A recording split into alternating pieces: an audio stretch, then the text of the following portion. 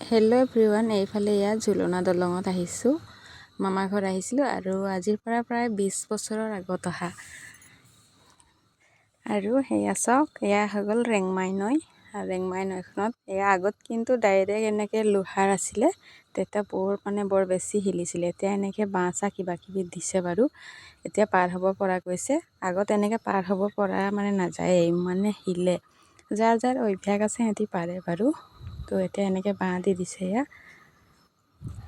এয়া হেঙিং ব্ৰিজ, কিন্তু এতিয়া নিহিলে আৰু এই বাঁহ দিয়াৰ কাৰণে। আৰু নৈখন শুকাই আহিলে, এইটো সময়ত এনেও নৈ শুকাই যায় যে, এয়া চাওক। তো এতিয়া এনেকুৱা বাঁহ দিয়া আছে। এনেকুৱা মাজে মাজে বাঁহ দিছে আৰু অলপ চলপ ঢিলা হ'লে খোল খালে লগে লগে মেৰামতি কৰি লয়। আৰু এখন আছে, সেইখন কিন্তু ডাইৰেক্ট এনেকৈ লোহাৰ, তাত বেছি শিলে, তাত একেবাৰে পাৰ হ'বই নোৱাৰি। নৈখন শুকাই গ'ল, মাজত বালি ওলাই গ'ল।